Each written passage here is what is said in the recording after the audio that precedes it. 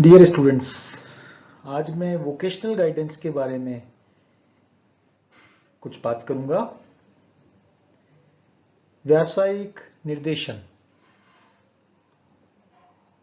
In fact शिक्षा का एक मुख्य उद्देश्य होता है कि वह ऐसे व्यक्ति को तैयार करे जिससे किसी व्यवसाय में वह सफल हो सके। सो वोकेशनल गाइडेंस या vocational counselling is an integral part of the educational process.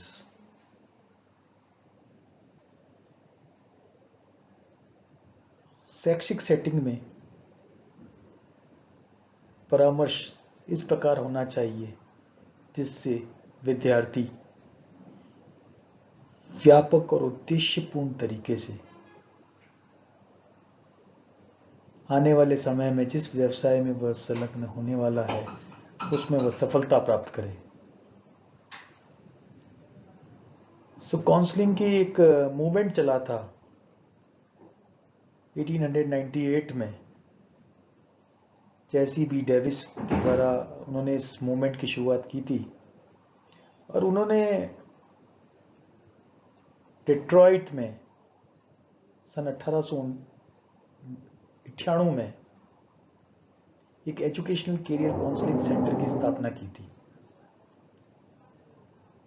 उनके इस कार्य के बाद एली वीवर ने एक किताब लिखी थी 1908 में, चूजिंग अ कैरियर, और फ्रैंक पार्सन्स ने वोकेशनल ब्यूरो ऑफ बोस्टन में एक वोकेशनल ब्यूरो स्टार्ट किया था बोस्टन के अंदर।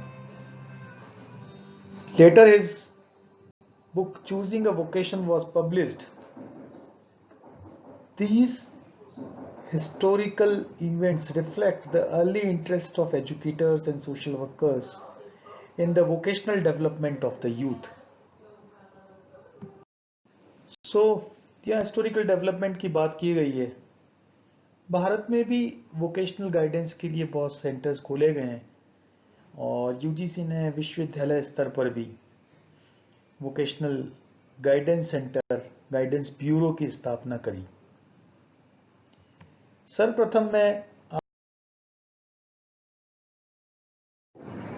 वोकेशनल गाइडेंस के फंक्शंस क्या है, ऑपरेशंस एरिया कौन कौन से हैं, जिस क्षेत्र में वोकेशनल एरिया काम करता है, वोकेशनल गाइडेंस काम करता है, उसके बारे में चर्चा करूंगा। सबसे पहले ओरिएंटेशन की बात। विद्यार्थियों के अंदर वो एक ओरिएंटेशन, अभिमुखीकरण करे, इस प्रकार की सोच का विकास करे कि वो किसी वोकेशन को चयनित कर सके। फिर काउंसलिंग, उसको परामर्श दे और उसके बाद लोगों को पर्टिकुलर वोकेशन के लिए निवेशित करे। इस संबंध में जो विद्यार्थी हैं उनकी सूचना का संकलन करे, उनका प्लेसमेंट कराए और उनके लिए फॉलोअप का कार्य भी करे। सो बहुत स्पेसिफिकली मैं कहना चाहूं, it is concerned primarily with helping individuals make decisions and choices involved in planning a future and building career decisions and choices necessary in affecting satisfactory vocational adjustment. यह केवल एक सहायता करने की प्रक्रिया है जिससे ऑक्यूपेशनल चॉइसेस, या उसे क्या बिजनेस करना है या किस कार्य में उसे संलग्न होना है और किस कार्य में कैसे वो उन्नति कर पाएगा, ये ध्यान रखते हुए कि उसकी व्यक्तिगत विशेषताएं क्या है और साथ में वोकेशनल अपॉर्चुनिटीज कितनी हैं। अगर ये सारी चीजों को साथ में रखकर वोकेशनल गाइडेंस का कार्य किया जाता है। In fact the process of assisting the individual to choose an occupation, prepare for it, enter upon and progress in it. These are the operational area or say function of an guidance, vocational guidance. So कुछ मैंने आपको functional area की बात करी है. मैं आपको scope of vocational guidance की बात करूंगा कि क्या स्कोप है. सो वोकेशनल गाइडेंस का जो चॉइस ऑफ ऑक्यूपेशन का जो मुख्य उद्देश्य है, इसके अंदर दो बातें बहुत स्पष्ट रूप से नजर आती है. Vocational guidance helps individual in selecting a suitable vocation. व्यावसायिक निर्देशन विद्यार्थियों के लिए एक एप्रोप्रिएट, एक सही व्यवसाय का चुनाव करने में सहायता प्रदान करता है. और दूसरा जो इसका स्कोप है वो स्पष्ट रूप से ये बताता है कि vocational education prepares individuals toward successful placement. कि जो विद्यार्थी है व्यावसायिक शिक्षा के माध्यम से, व्यावसायिक शिक्षा और व्यावसायिक निर्देशन में फर्क है, बहुत अंतर है. व्यावसायिक शिक्षा जहां एक और व्यक्ति को सफल व्यवसायी बनाने में योगदान प्रदान करती है, वहीं वोकेशनल गाइडेंस या व्यावसायिक निर्देशन विद्यार्थियों को एक सही, उसकी योग्यताओं के आधार पर जो उसको सूट होता है ऐसा व्यवसाय चुनने में मदद करता है. Vocational guidance aims at assisting an individual in making a choice of occupation in accordance with his innate abilities, capabilities, endowments. It further prepares an individual towards the selected occupation, the profession. It provides services in accordance with his educational background and future training ability. Vocational guidance and vocational educations are inversely related in the same manner as guidance and education are related. Vocational education is in the operative aspect of vocational guidance. Both are interrelated. सो कुल मिला के ये कह सकते हैं कि vocational guidance का जो स्कोप है वो यह है कि विद्यार्थियों को सही का अर्थ उसकी योग्यताओं के आधार पर उचित व्यवसाय का चुनाव करने में बहुत महत्वपूर्ण रोल प्ले करता है. मैं कुछ व्यावसायिक निर्देशन के सिद्धांतों की चर्चा करूंगा. 4 प्रकार के सिद्धांत के द्वारा हम वोकेशनल गाइडेंस को समझ सकते हैं. एक प्रकार के सिद्धांत वो क्लाइंट सेंटर्ड प्रिंसिपल्स हैं. Another one is personnel centered principle. Third one is organizational centered principle.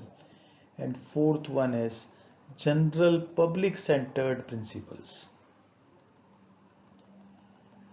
So first बात करते हैं क्लाइंट सेंटर्ड प्रिंसिपल्स क्या डायरेक्शंस देते हैं, क्या बात होती है क्लाइंट सेंटर्ड प्रिंसिपल्स में. बिना किसी रुकावट के क्लाइंट को मार्गदर्शन या निर्देशन प्रदान करना. Making guidance available without any interruption. Guidance covering all clients. सभी प्रकार के क्लाइंट्स को कवर कर ले.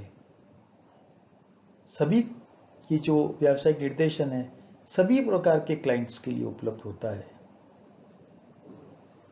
और जो मार्गदर्शन कार्यक्रम या निर्देशन कार्यक्रम जो तैयार किया जाना है उसमें ग्राहक या जो हमारा क्लाइंट है वो केंद्र बिंदु होगा। इसके अलावा guidance services meeting the varied and extensive needs of the individual, व्यक्ति की विभिन्न और व्यापक आवश्यकताओं को पूरा करने वाली वोकेशनल गाइडेंस की सर्विसेज अवेलेबल होनी चाहिए। And last but not least, client centered principles में making choice by the client himself, जो व्यक्ति जिसको वोकेशनल गाइडेंस की जरूरत है वही चुनाव करे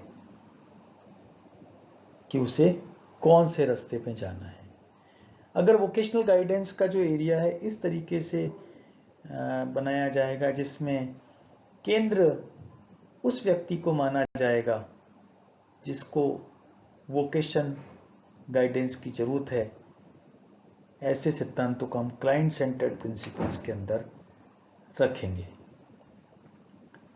दूसरा है पर्सोनल सेंटर्ड प्रिंसिपल, कार्मिक केंद्रित सिद्धांत। इसका मतलब कार्मिक उसे कहते हैं जो किसी जॉब में लग गया है, उसको भी व्यावसायिक निर्देशन की आवश्यकता होती है। कैसे? इसका आवश्यकता इसलिए कि उसको इन सर्विस ट्रेनिंग जरूरत पड़ सकती है, उसकी प्रोफेशनल एफिशिएंसी को बढ़ाने के लिए, व्यावसायिक दक्षता को बढ़ाने के लिए, या उसको सर्विस में रहते हुए प्रशिक्षण देने के लिए, जो भी कार्मिक है उसके बारे में सभी उपलब्ध जानकारी का उपयोग कर सकने के लिए, और उसके अंदर एक accepting genuine responsibility to guide the personal, एक इनका उत्तरदायित्व होता है। पर्सनल सेंटर्ड प्रिंसिपल्स के तहत जो गाइडेंस सेंटर्स बनते हैं डिफरेंट इंस्टीट्यूशंस में, उनका ये मुख्य उद्देश्य होता है कि वह अपने इस उत्तरदायित्व को समझे कि उसके लिए जो वोकेशन है वो कैसे और सपोर्टिव हो सकता है, और व्यक्ति स्वयं उस वोकेशन के लिए, उस व्यवसाय के लिए कैसे सपोर्टिव हो सकता है। इसके लिए बहुत सारे मेथड्स और टेक्निक्स का प्रयोग किया जाता है, जिसमें आप मैनेजमेंट में बहुत सारी टेक्निक्स ऐसी पढ़ने को मिलती है, जिसमें ये बताया जाता है कि कैसे व्यक्ति को मोटिवेट रखा जाए। जैसे टीचर्स के लिए भी ओरिएंटेशन और रिफ्रेशर ट्रेनिंग प्रोग्राम्स होते हैं, जिसमें वोकेशनल गाइडेंस के लिए कि अपनी स्किल्स को कैसे इम्प्रूव किया जाए।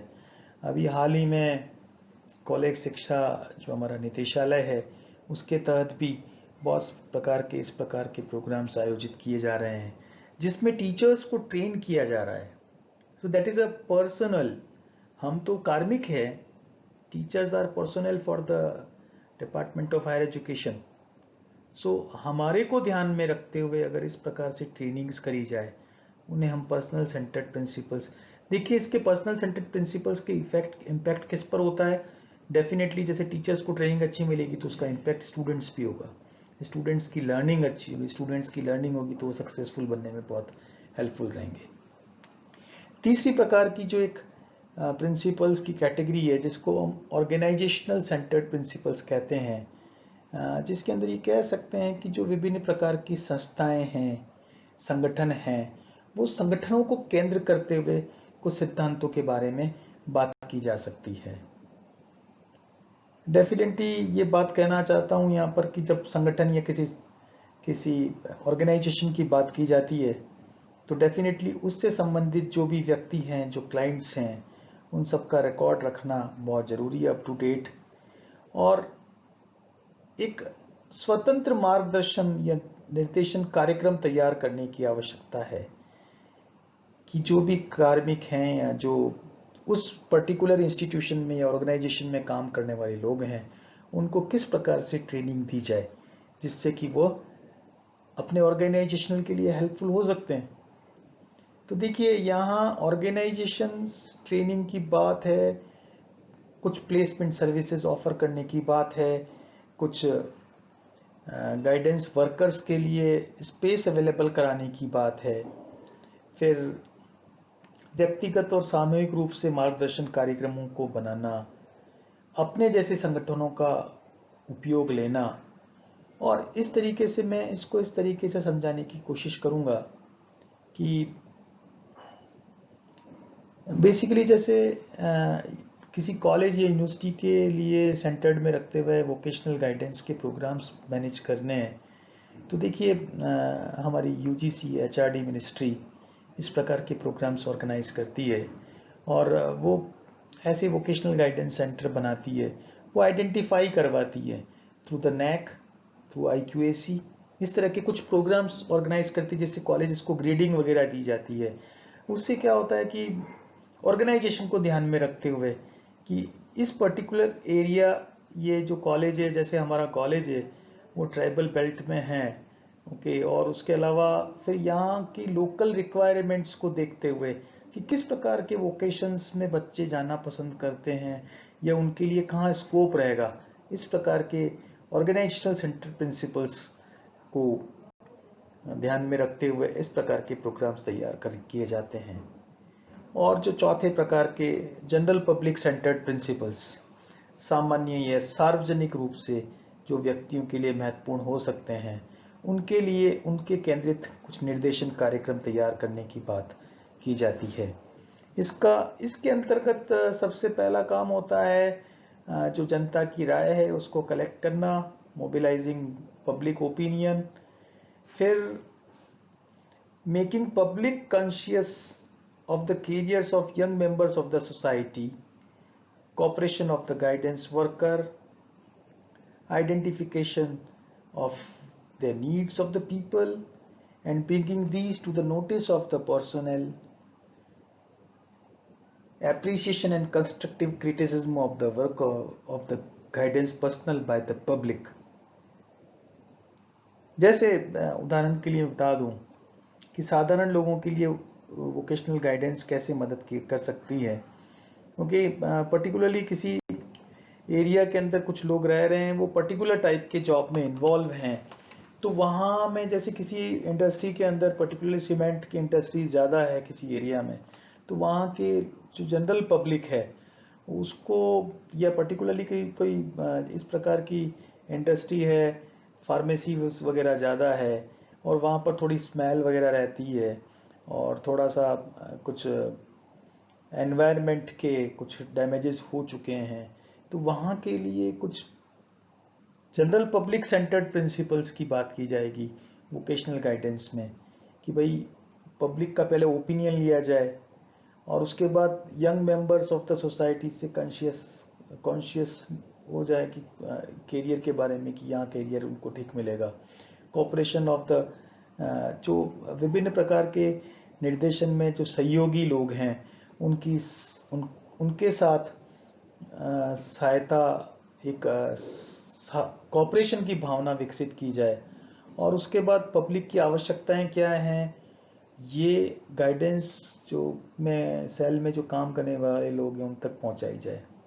तो इस प्रकार से वोकेशनल गाइडेंस के जो सिद्धांत है, चाहे वो व्यक्ति से संबंधित हो, चाहे वो किसी कार्मिक से संबंधित हो, किसी संगठन से संबंधित हो, ये सामान्य जनमानस से संबंधित हो, इस प्रकार 4 कैटेगरीज में हम डिस्ट्रीब्यूट करके इन सिद्धांतों को समझ सकते हैं। बच्चों, नेक्स्ट जो स्लाइड है हमारी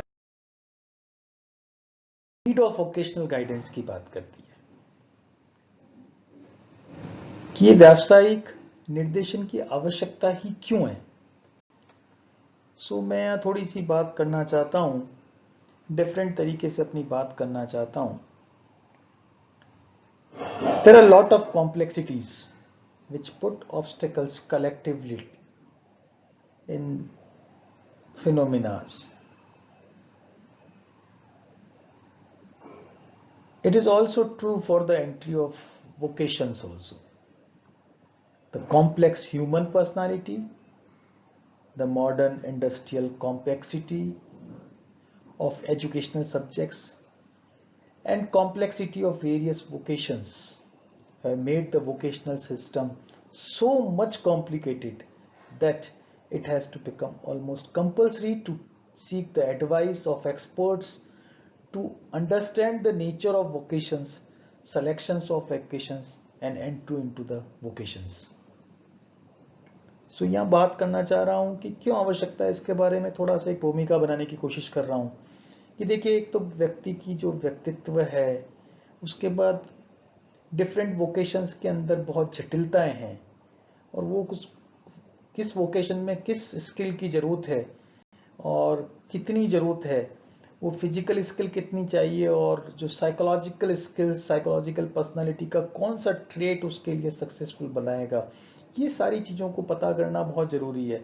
और जब तक व्यक्ति को ये पता नहीं होगा तो वो उसके अंदर उस व्यवसाय का चयन नहीं करेगा, और चयन कर भी लिया और उसमें कहीं चला भी गया तो वो सफल नहीं हो पाएगा। So as the need of vocational guidance is not in a limited sphere, but it is needed comprehensively.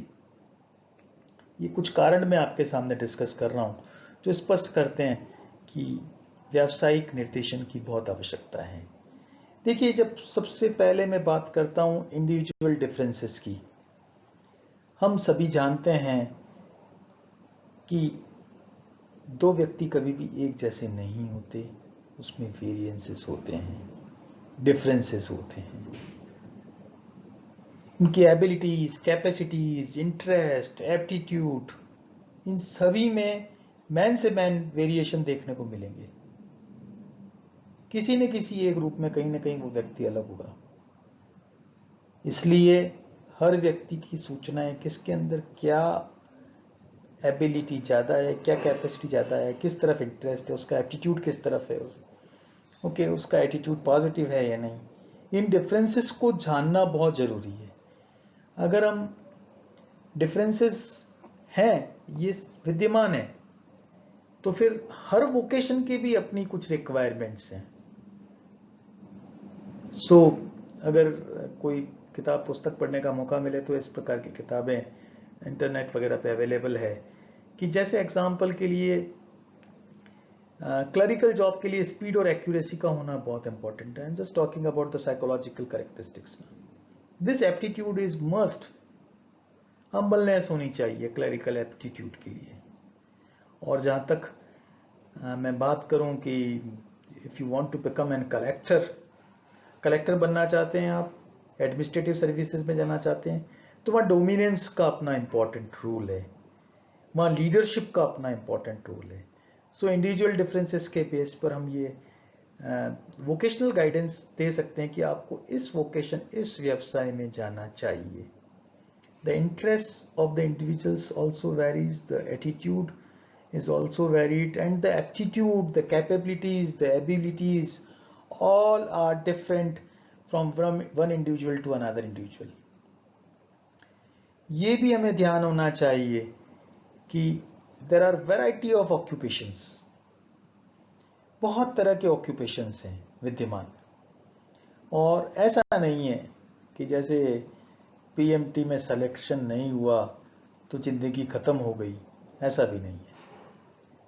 There are lot of fields in biology also other than the medical sciences. Medical के अलावा भी biology में बहुत सारे fields हैं। सो variety of vocations प्रस्तुत करना बच्चे के सामने, उस विद्यार्थी के सामने कि ये वोकेशन है, अगर आपका इस विषय में रुचि है तो आप ये बन सकते हैं।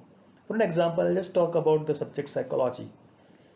मैं साइकोलॉजी सब्जेक्ट में किसी बच्चे की रुचि है, उसके लिए ऑप्शंस की बात कर रहा हूँ। There are variety of vocations. वो एक बहुत अच्छा काउंसलर बन सकता है, वो बहुत अच्छा एक क्लिनिकल साइकोलॉजिस्ट बन सकता है, बहुत अच्छा थेरेपिस्ट बन सकता है, वो बहुत अच्छा इंडस्ट्रियल साइकोलॉजिस्ट बन सकता है, वो एक बहुत अच्छा मैनेजमेंट एक्सपर्ट बन सकता है, एक बहुत अच्छा साइकोलॉजी का टीचर बन सकता है। So there are variety of vocations available, बहुत तरह के व्यवसाय मौजूद हैं। देन वोकेशनल प्रोग्रेस के लिए भी वोकेशनल गाइडेंस का होना जरूरी है कि पर्टिकुलरली कोई व्यक्ति या किसी पर्टिकुलर वोकेशन में चला तो गया, लेकिन उसमें उन्नति के लिए उसको क्या करना चाहिए। The higher hierarchical needs are which are required for the vocational success are absolutely given by the vocational guidance. So it stabilize the future of the students. For any student, the time when he leaves the school after completing his school education and is in the race into a vocation career have much importance. In such a situation, the pupil knows nothing about vocations. यहां पर लोगों को मालूम ही नहीं है कि कौन कौन से, तो the pupils and their parents are in panic in the confusing situation. Sometimes they put their wards to different in a wrong profession in a hurry. In such circumstances, the child does not succeed in adjusting. These results into the individual's instability in that vocation. न तो वो अपने रुचि के हिसाब से नहीं होगा, तो न तो वो कंसंट्रेट कर पाएगा अपने काम पे. तो यहाँ देखिए बहुत जरूरी है कि सब्जेक्ट सिलेक्शंस के समय एक बच्चे के फ्यूचर को ही स्टेबल कर दिया जाता है कि देखिए ये क्षेत्र है और इस क्षेत्र के अंदर इतने सब एरियाज हैं, इसमें आपको सक्सेस मिल सकती है. Need from the economic point of view. So यह मैं बात करना चाहता हूँ, बहुत इंपॉर्टेंट है, स्पेशली इंडिया के रेफरेंस में बात करूं, भारत के संदर्भ में बात करूं तो बहुत इंपॉर्टेंट बात है. फाइनेंशियल आर्थिक दृष्टिकोण बहुत महत्वपूर्ण जरूरी है, क्योंकि जब कुछ when economic problems are bound to arise when the production of some establishment falls. The production falls only when a person selects a vocation and enter it without any deep thinking.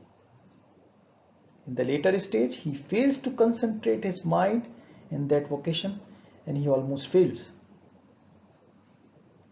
फिर उसके बाद उसको सारी चीजें लगेगी कि working place attractive नहीं है, वो वोकेशनल इनस्टेबिलिटी होती है, और उसके बाद इस वोकेशनल उसका इंटरेस्ट भी पहले ही कम था और कम होना शुरू हो जाता है, तो वो वोकेशनल एफिशिएंसी में वृद्धि नहीं कर सकता, व्यावसायिक दक्षता प्राप्त नहीं कर सकता. Hence, in the present era, the provision of vocational guidance is being considered very essential just to remove the economic difficulties of an establishment on its owners. So economic point of view से कोई भी company है, कोई factory, उसका अगर production कर रहा है, इसका मतलब बहुत क्लियर बात है कि वहाँ के जो एम्प्लॉयज हैं वो अभी वो एनर्जाइज नहीं हो पाए हैं किसी कारण से, चाहे वो एंट्री गलत हो गई थी या कुछ भी बात हुई थी, इस कारण से वो स्टेबलाइज नहीं हो पाए. Need due to changing condition. समय बदलता रहता है और उसके बाद समय के आधार पर कभी कभी किसी वोकेशन को बहुत इंपॉर्टेंस मिलती है और चेंजिंग सर्कमस्टेंसेस के आधार पर कभी कभी डाउनफॉल भी आता है. So the main cause of these changes is scientific advancement in industrialization. जो भी वोकेशंस हैं, जो व्यवसाय है, उसमें जो परिवर्तन आ रहा है, और परिवर्तन का मुख्य कारण बेसिकली कहना चाहिए टेक्निकल डेवलपमेंट है. तो अगर व्यक्ति उस फेस के साथ नहीं चलेगा तो डेफिनेटली वह वोकेशनल गाइडेंस की उसको जरूरत पड़ेगी. Need from the health point of view. कई कंपनियां, कई इंडस्ट्रीज, कई ऑर्गेनाइजेशंस ऐसे होते हैं जो एम्प्लॉयज से रात दिन काम करवाते हैं, हेल्थ एस्पेक्ट को ध्यान में रखते हुए नहीं. जबकि हेल्थ, अभी रिसेंटली एक पायलट ने टीवी पे बताया था कि उसको इतने इतने घंटे फ्लाइट दी जाती है उड़ाने के लिए कि कभी भी एक्सीडेंट हो सकता है. So need from health point of view vocational guidance is necessary. Need from social and personal point of view, हाँ बिल्कुल ठीक बात है कि व्यक्तिगत रूप से और सामाजिक रूप से भी वोकेशनल गाइडेंस की आवश्यकता है. कैसे, इसके बारे में बात करते हैं. मैं यहाँ बताना चाह रहा हूँ सामाजिक रूप से श्रमिकों की खुशी, संतुष्टि, उनका व्यक्तित्व विकास व्यवसाय या पेशे पर निर्भर करता है. कोई भी काम छोटा या बड़ा नहीं होता.